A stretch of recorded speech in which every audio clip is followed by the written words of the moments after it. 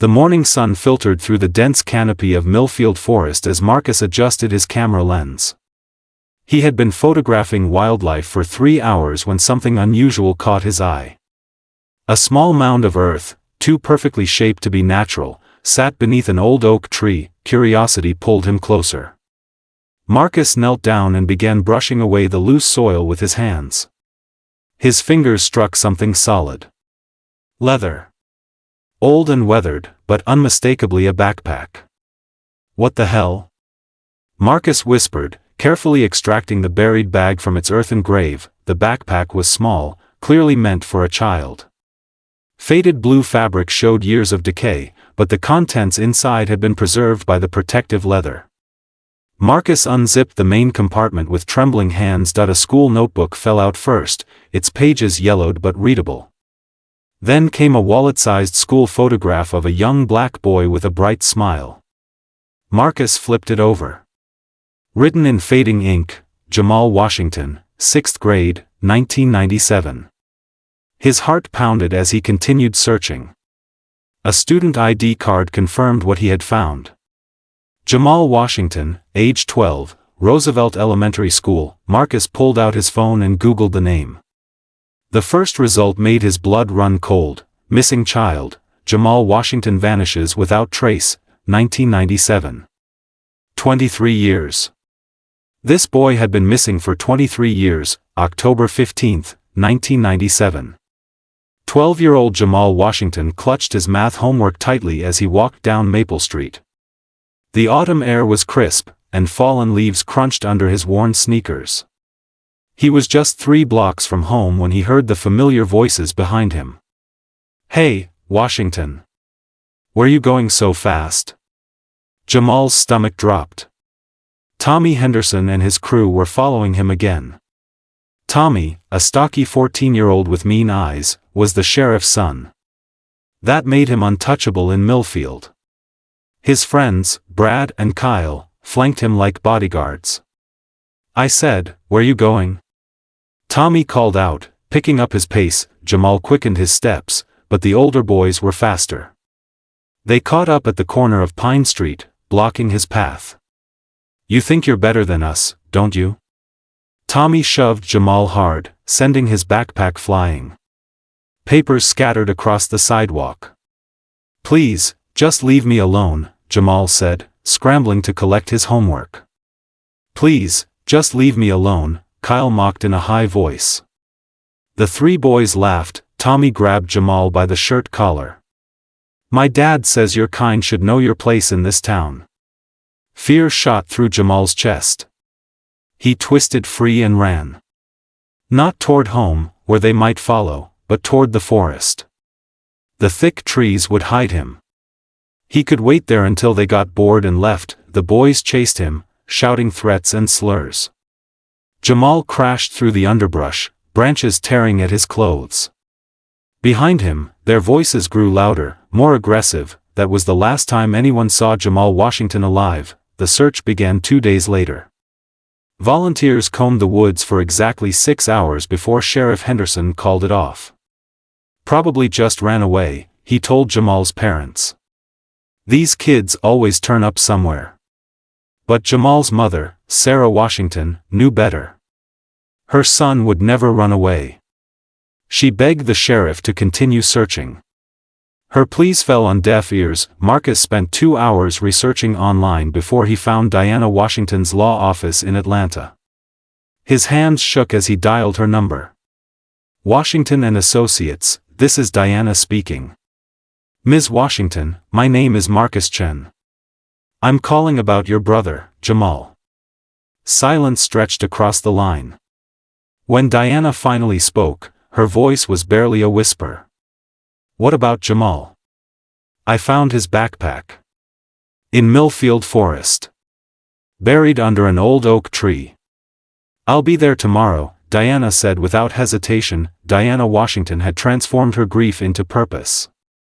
At 35, she was a fierce civil rights attorney who had won cases across the South.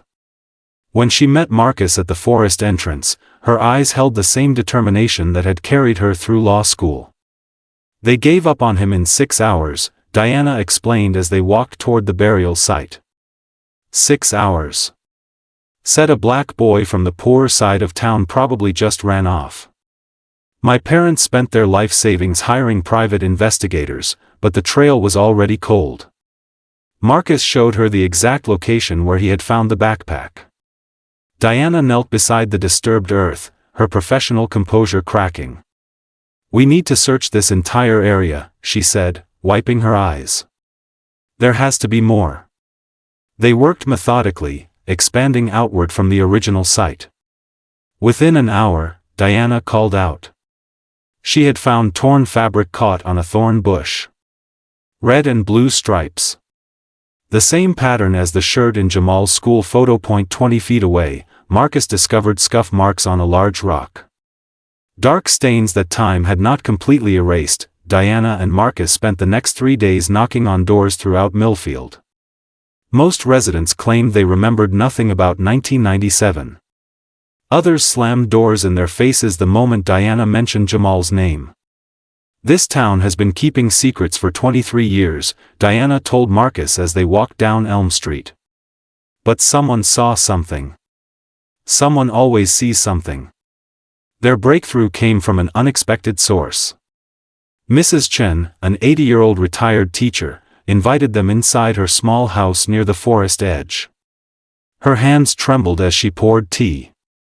I taught at Roosevelt Elementary for 40 years, Mrs. Chen began.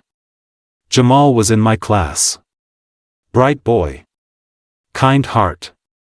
What happened to him was not right. Diana leaned forward. What did happen, Mrs. Chen? The elderly woman was quiet for a long moment. I saw them that day.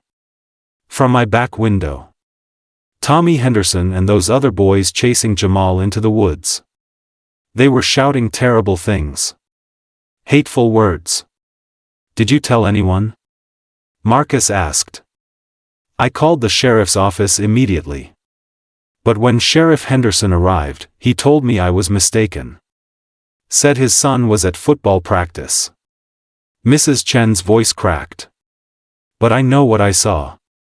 What else do you remember? Diana pressed gently. Mrs. Chen walked to her window and pointed toward the forest. About an hour later, I saw Sheriff Henderson's patrol car drive into the woods. He had shovels in the back. His son Tommy was with him, and the boy was crying. They stayed in there for hours. Diana's heart pounded. You saw them bury something? The next morning, Sheriff Henderson came to my house. He said if I ever repeated what I thought I saw, he would make sure I lost my teaching job. Said no one would believe an old Chinese woman anyway. Tears filled Mrs. Chen's eyes. I was a coward. I kept quiet. Marcus reached across and squeezed her hand. You're not a coward. You're brave for telling us now. Mrs. Chen continued. Tommy came back to school 2 weeks later with his arm in a cast. Said he fell off his bike. But I knew better. Something bad happened in those woods. Diana stood up, her legal mind already forming a plan.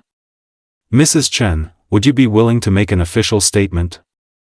The old teacher nodded firmly. It's time for the truth to come out. Tommy Henderson's mayoral office sat in the center of Millfield's town hall. At 42, he had grown soft around the middle, but his eyes still held the same cruel coldness Diana remembered from childhood. I don't know why you're here, Tommy said, not looking up from his paperwork. That case was closed decades ago. Diana placed the torn fabric and Jamal's school photo on his desk. We found him, Tommy.